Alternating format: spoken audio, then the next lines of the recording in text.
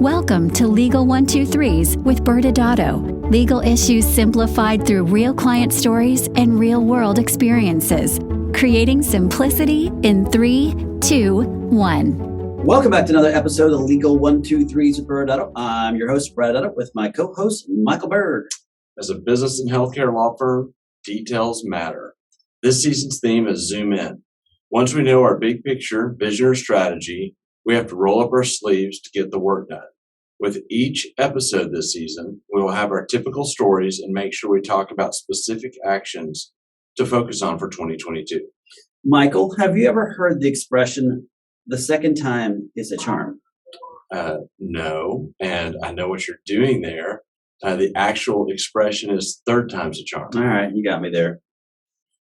You're trying to shoehorn in an expression so that you could make the point that this is the first time we're having an outside guest on for a second time.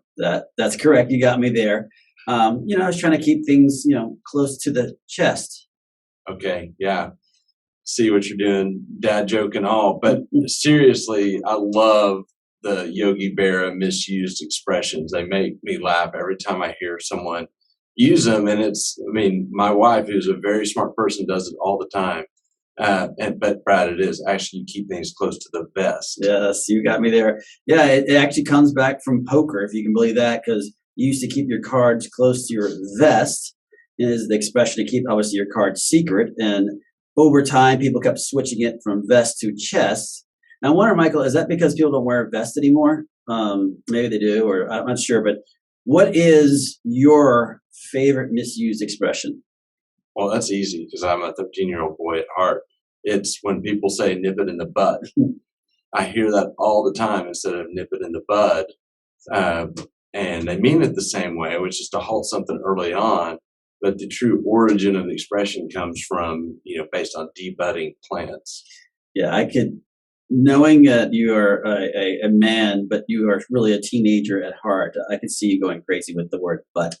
Yeah, pretty much. Yeah, I heard it just a few weeks ago on a local radio station, and the guy said it a few times, nip it in the bud, and I was laughing the whole way in, just because he was misusing it. Yeah, well, that goes back to, as you said, you like Yogi Berra. There's so many good Yogi Berra comments, but, one of them would be, we made too many wrong mistakes. Yes, very profound, Brad. Let's get on with it. Let's get our guest on before we go too far with this one. Yeah. So our buddy is joining us today. Our longtime friend and client, Grant Stevens, is coming on for the second time. Grant is a plastic surgeon to the stars, leader among his peers. When you go to a plastic surgery conference, you can easily find Grant because there seems to just be almost like a spotlight following him around with a horde of people nearby. Yes. Grant is a proud University of Oregon undergraduate. He went to WashU School of Medicine. He he founded the Marina Aesthetic Surgery Fellowship. He was I'm not sure if he's still active as the USC Division of Aesthetic Surgery, but he was a mainstay with that for many years, past president of the Aesthetic Society, and has published countless scientific research articles to better the field of plastic surgery. And most importantly for today's episode, for what we're going to be talking about, he has his own podcast that's amazing called The Technology of Beauty. Grant, welcome. Thank you, gentlemen, for having me. I appreciate this second opportunity to be on your show. Yeah. And I don't know if we should be jealous of Grant's studio or not. For the TV audience who's watching this, Grant's outdoing us in the studio. So, Michael, I definitely think we need to up our budget because it's a pretty nice looking studio you got there, Grant. Well, thank you. This is the home of the Technology of Beauty, where I get to interview the movers and shakers of the beauty business. We're going to get to that one. Well, again, we're excited to have you back for the second time. Over the years, we've had these great, cool conversations just with you about a lot of different things. But today, we're going to really focus on your relationship with technology. And when I was preparing for today, I actually started thinking that you and my dad would get along great. When my dad was a young physician, his nickname became Gadget Man. because he loved all these different type of medical devices. He was one of the first ones in New Orleans to get an MRI and CT machines, and he was one of the first ones to go to digital MRI. Like there were so many things I started thinking, it's like, gosh, if Grant and my dad got in the room, now you would not understand a word he said, Grant, because you think I talk fast. He talks fast and stutters, so it's you wouldn't understand anything. But I kept thinking about your love for technology, and it made me think of my dad today. But let's talk about, you have that podcast called the Technology of Beauty. And as your attorneys, we know that's also the name of your practice that you've used many years. Tell us how you got interested in technology. What started that? Well, when I think back in my early training, even in medical school, I was sort of captivated by technologies just in general. And then lasers started coming out. And in the early 80s, I was able to start playing around, just messing around with lasers in the lab and so forth. And then in 1983, I got to actually use a pulse dye laser on a port wine stain, a vascular issue on a patient. And I just was amazed at the ability of non-surgical intervention to actually change a person's life. And then I started studying about lasers and wavelengths and then energy-based technologies. I was just captivated by it. I went into practice in 86 and soon thereafter started a med spa, and I had professors telling me that I was a surgeon. What was I doing? What was I doing with these needles and topicals and so forth? And I can remember Dr. Zieram, Harvey Zieram, God rest his soul. I remember him calling me, and he was one of my mentors and past chair at UCLA. And he said, "Grant, you're a surgeon. You're not a dermatologist." And I said, "Dr. Zieram, I'm just trying to optimize the skin of my patients and help people in every way, not just surgically." So in any event, I was always swimming a little upstream on the non-surgical stuff. And then eventually my specialty caught up with me. And you probably have one of the OG med spas. Of course, they weren't called med spas until the last dozen years at most. Yeah. And I remember why I did it. I had done my mother's facelift, and she was a Southern Californian. Mom, please forgive me for admitting it, but she's not going to sue me for HIPAA, I don't think. She looked great. Everything was done properly. I was very proud of the job I did. But one of my brothers said, "I thought you were going to get rid of Mom's wrinkles."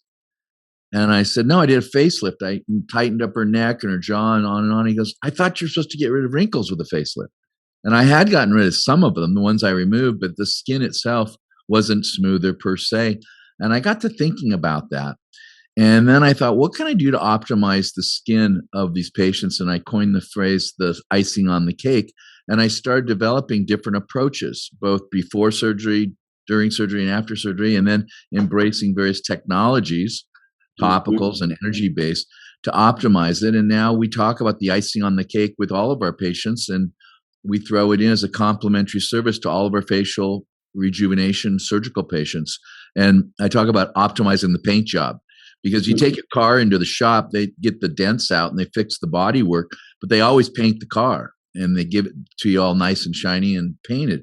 But as plastic surgeons, before we were optimizing the skin with various modalities, we would give the patient back and they'd still have brown spots or red spots or tiny wrinkles or photo aging and the various things on the paint job, if you will.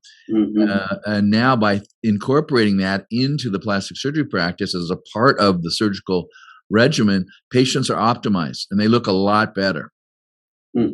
That's amazing. And you, a lot of what you do for the optimize or the icing on the cake is technology-based stuff. Has that changed over the years on what you use? Oh yeah, it's changed a lot. In the old days when we just had the first few lasers, like CO2 full field lasers, it was like torching the face. But it has become so much more refined. And when people say something, they use the word laser like there's one, like, "Oh, I can't have a laser because of X or Y." I always say, look, if I say car, you could think of a Volkswagen or a Yugo, or you could think of a Lamborghini. They're both cars, but they're totally different. Or if I say transportation, A skateboard is a form of transportation, but so is a space shuttle. But they have very little to do with one another. They are forms of transportation. Lasers are that varied. And whether or not it's fractionated or full field or ablative or non-ablative, and what the wavelength is, what the target is, in other words, the color, and that's how lasers work. And it's beyond the scope of this program. But lasers are far more effective, far more gentle, and yet far more effective. So imagine that. Less downtime and more effectiveness. So, but it's not just lasers. It's using radio frequency, using ultrasound, other energy-based devices to optimize, lift, rejuvenate, clarify the skin. Amazing. Yeah. Well, your passion for this topic is palpable. That's awesome. So, and obviously, we had mentioned earlier that you were a past president for the Aesthetics Society, and one of the many things that you were known for leading up to and during your leadership was your relationship with industry. And I'd like to that obviously connects so deeply to this idea of the beauty of technology, your podcast. I'd love to just hear a little more about what you saw with what industry does to support your specialty. Thank you, Michael. Industry is our friend, in my opinion. First of all, I'm a serial entrepreneur and have been since I was 4 years old when I started my first tomato route and then egg route. And I'm a capitalist, and I'm an unembarrassed capitalist and entrepreneur who happened to go to medical school. I also am passionate about being a physician, but I don't think they're mutually exclusive. And I know some of the socialists amongst us somehow think that to be an entrepreneur and a capitalist is somehow contrarian to being a physician. I couldn't disagree more. Without industry, we do not have new products, new goods, new services, new technologies, because it takes capital and it takes risk to try to develop new technologies. And I've always been fond of industry because they take the risk, they take the time, they spend the money to help us with new products. And that's why we have better fillers, better modulators, and better technologies that I just referred to. So given that, I've embraced industry my entire career. And to that end, with the Aesthetic Society, I was actually the chairman of the Industry Relations Committee. I was chair of the Exhibits Committee. I spent a lot of time developing and nurturing relationships with these big industries and small emerging industries. I went around and met every one of them, from the small startups to the giant Allergans of the world, now AbbVie, if you will. And not only that, with the Aesthetics Society, we started partnering with industry, because industry also is a great partner in terms of our pursuits of patient education, doctor education, and patient safety. And I'm happy to report that now we have 12 industry partners, premier partners. And when we started, we had one, and we've been getting larger and larger. During my presidency, we added 4 more. We went from 8 to 12. And they give us financial contributions towards education and to facilitate residents and fellows coming to our meetings and educating patients about safety and effectiveness in the aesthetic pursuits, both medical and surgically. So I'm passionate about partnering with industry because I think responsible industry is healthy for as physicians and healthy for our industry. It's that commitment to patient safety and optimization by industry that helps us with our members. So I'm a friend of industry, and out of that grew the technology of beauty. And I have a lot of industry CEOs and giants on the podcast, as you know, as well as some physicians. And we bring some of the top flight aesthetic physicians onto the program also. I heard there's a rumor that you brought on 2 attorneys once. Yes, the 2 of you. Oh, okay. And yeah. you're not only my attorney, but you're the attorneys for many of my friends, my previous fellows, some businesses that I work with, such as Orange Twist. You guys are the best and brightest in the business, and that is why I recommend you to anyone that asks me about it. And I noticed you quoted me at AmSpa Brad, I noticed you have a quote at the bottom of that AmSpa thing. That's something that I said. I don't know exactly what the quote is now, but we're always recording you just in case. Just in case. Including right now. Yes. We never know when something brilliant's coming out of Grant's mouth. Well, you're very kind. And let's you talked a little bit about it, but for our audience that's listening, and again, we did have that chance to be on your podcast, but I love the fact, you have this passion obviously coming through, which everyone can hear as you talk about it, but this passion for technology, passion for the industry itself. And it's all seems to be coming great or beautifully through the Technology of Beauty podcast. Anything else you want to add on to what we were just talking about? Not really. I'm sure something will come up. We're doing a lot of things, working with a number of companies right now. I'm working with a company called Engage Technologies, and they asked me if I would help them out as the Chief Medical Information Officer. They're out of Boise, and it's a novel form of communication, both from physicians to patients and from staff to patients and industry to industry and industry to doctors. It's a whole new emerging form of communication. And I'm really excited about that. It's not just an aesthetics business. It's also in ocular and dental and other medical things such as spine and hip and knee replacements. And I think it's going to be a way which we communicate even in the legal business. I think it will become used in law and real estate and veterinary science and all sorts of other fields. I heard you describe it almost like, frictionless education or frictionless communication. Yeah, it is. I have called it frictionless education, frictionless, communication. I would ask you and all your listeners to, how many of you don't have your cell phone within your arm's length? Here's mine sitting right here on the table. This is our most trusted device, it seems, that we're all, when you misplace it, you panic. And I'm sure there are very few people listening to me right now that don't have their cell phone on them, or probably listening to me right now on their cell phone. That's number one. Number two is almost all of us prefer text messaging over anything. We are so over emails. We've been spammed to death and invaded in our emails, and we even prefer text over speaking on the phone, most of us. I'll never forget when my daughter texted me while sitting next to me at the dinner table. And it was before I fell in love with text, but I remember giving her some grief about it. And now I realize I do the same thing. I'm in the same room as somebody, and sometimes I'll text them. So if this is our beloved device and we like text for communication, wouldn't it be nice to seamlessly be able to text? Because the other thing, I think there's nobody on this program who likes their passcodes. I always forget my passcode, and maybe you two don't, but I certainly do. And I have to then go look it up and so on and so forth. I hate having to put in passcodes. Well, with the Engage Technologies approach, it's seamless. There are no passcodes. You can get off of it just by hitting no if you want. You get on it with a QR code or a 4-digit code on text messaging. And then you have information flowing at you in short drips. The other thing is we don't like long videos. People don't even like this answer I'm giving because it's too long-winded.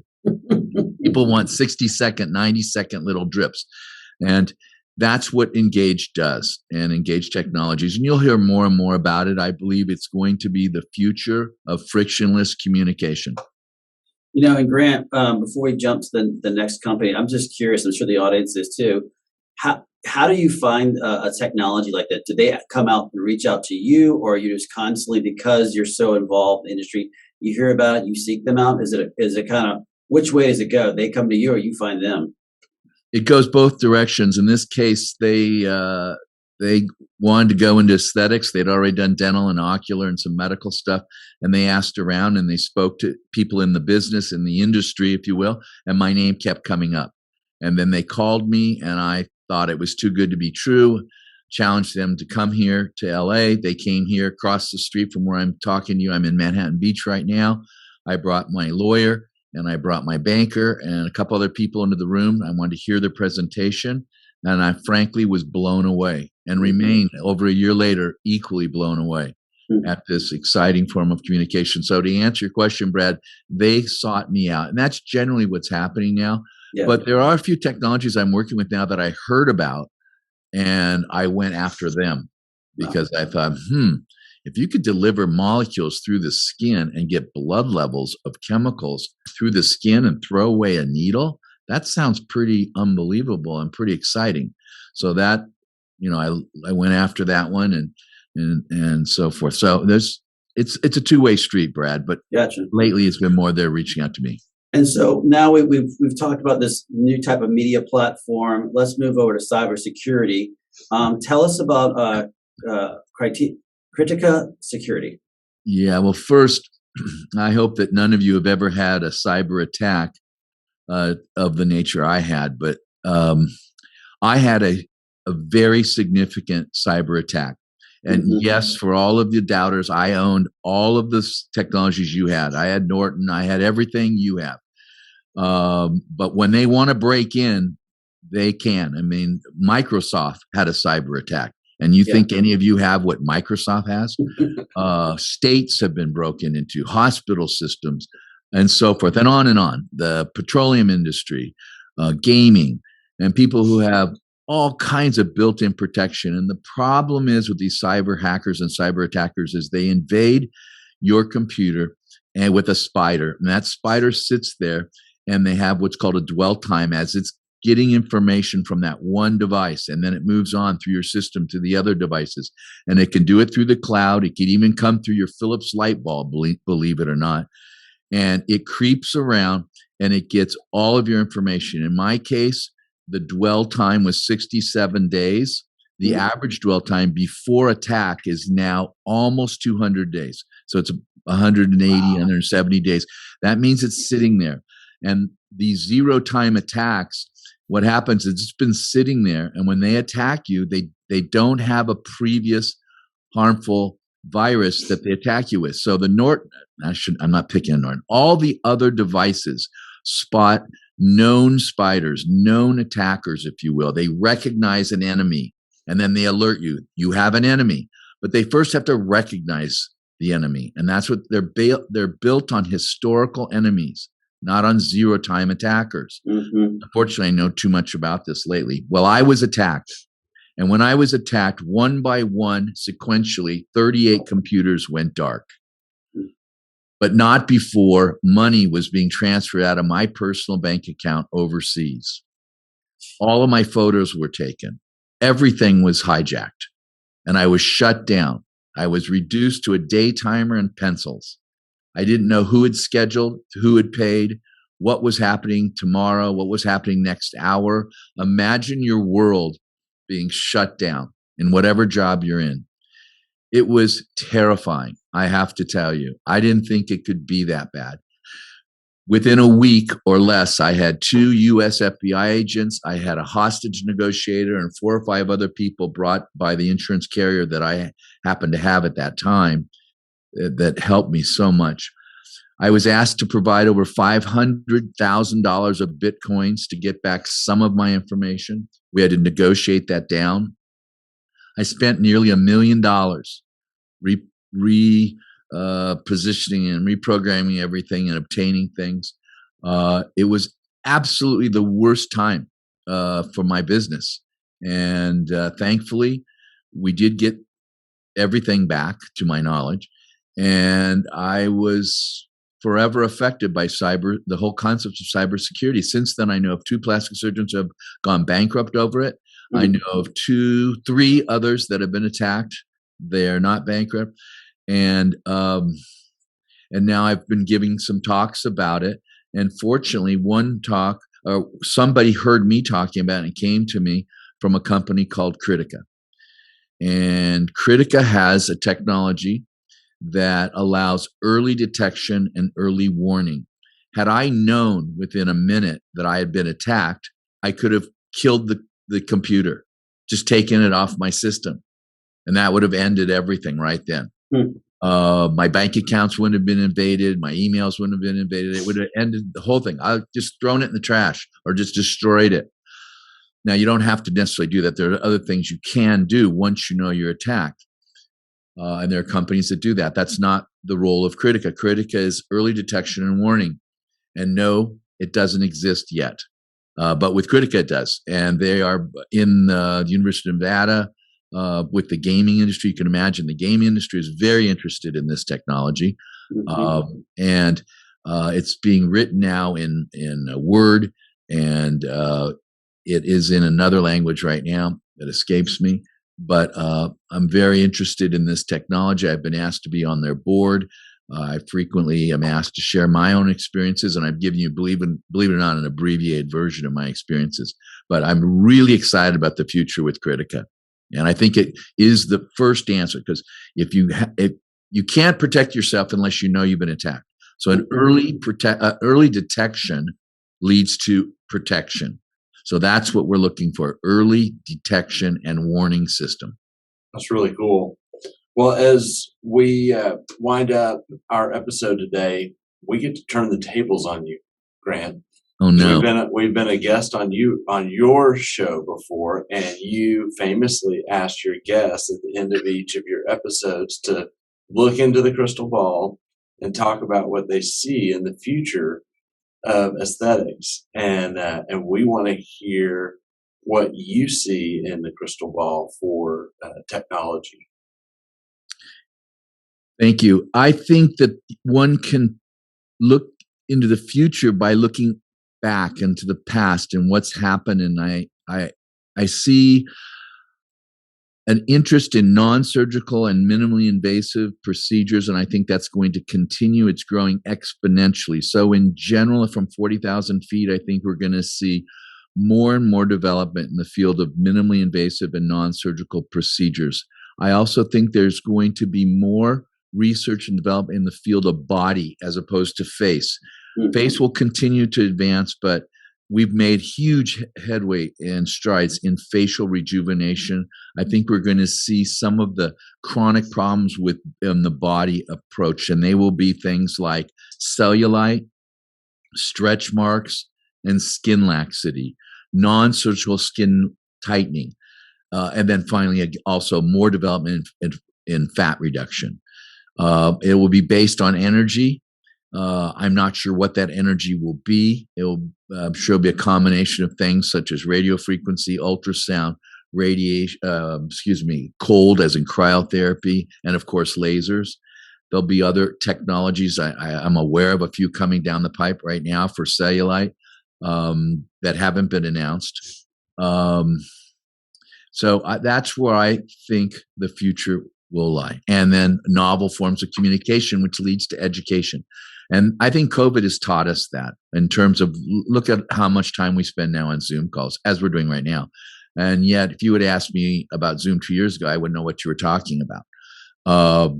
So I think distant learning, remote learning will also flourish. And that'll be also teaching physicians and teaching physician extenders how to do certain things. There'll be a lot of remote learning, and that's where something like Engage will come in. And also education of patients, just what's available. And patients are demanding more effective treatments with less downtime. And that's what I see happening. Well, I think Brad was actually right. I hope this isn't being recorded. The second time was a charm. So it was awesome having you on again, Grant. And we look forward to the third time in the future. What we'll do next is we will let you go. We'll break for commercial. And on the other side, Brad and I will talk about our legal observations on technology and healthcare. But until next time, Grant, thank you so much for joining us today. Well, thank you very much to both of you. I appreciate the opportunity to be on your show. I look forward to having you back on my show, The Technology of Beauty. Many business owners use legal counsel as a last resort rather than as a proactive tool that can further their success. Why? For most, it's the fear of unknown legal costs. ByrdAdatto's Access Plus program makes it possible for you to get the ongoing legal assistance you need for one predictable monthly fee. That gives you unlimited phone and email access to the legal team, so you can receive feedback on legal concerns as they arise. Access Plus, a smarter, simpler way to access legal services. Find out more. Visit ByrdAdatto.com today. Welcome back to the Legal 123's the ByrdAdatto. I'm your host, ByrdAdatto, with my co-host, Michael Byrd. Michael, always love having Grant on with us. And man, he has so much information to provide in such a short period of time. And it really was, I thought, fascinating about technology is advancing so fast that, he was talking about freezing the fat or using different ways.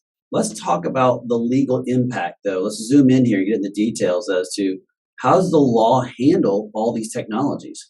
Well, that's the crazy thing, and probably the zoom in is to just evaluate, if you're a medical practice, what are the newer technologies that you have, and take something like even this communication system that Grant was talking about with Engaged Media, and making sure if you have some alternative form of communication that you look at, do you have the right patient consent? Is it HIPAA compliant? Are you safeguarding your information?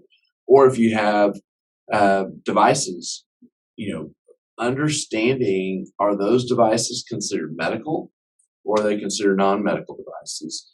Because it impacts kind of compliance at its broadest form. It impacts compliance. And I'd love to hear kind of your zoom in thoughts as well. Yeah, so the details matter in tech with technology, and it's not only is it a medical device and how your state views it, but who can actually then use that medical device. Unfortunately, there's a lot of assumptions that anyone can be trained to use it does not mean anyone can actually use it, and so there's as much as we love industry, as Grant was saying, it's tough because in some states, someone can fire a laser who's not a physician or even an RN. In other states, they have requirements because it's a medical procedure. Only those certain medically trained individuals who are licensed can do that. So it's not technology has allowed a lot of people to enter into the cosmetic and aesthetic world, which is amazing and wonderful. But just be really careful as you approach that. And hit the pause button, get those details, because it'd be really silly for you to spend $100,000 to $200,000 for a machine that turns out, number one, you can't own, or the people you were employed to fire off that machine can't use it. Yeah, I would just end it with this. Butchered expressions are really funny. Butchered use of technology from a compliance perspective, not fun. Totally agree with that. And join us next Wednesday for our show in which we're discuss technology in the medical industry again with our special guest, Ryan Miller, the CEO of Aetna Interactive. ByrdAdatto is providing this podcast as a public service. This podcast is for educational purposes only. This podcast does not constitute legal advice, nor does it establish an attorney-client relationship. Reference to any specific product or entity does not constitute an endorsement or recommendation by ByrdAdatto. The views expressed by guests are their own, and their appearance on the program does not imply an endorsement of them or any entity they represent. Please consult with an attorney on your legal issues.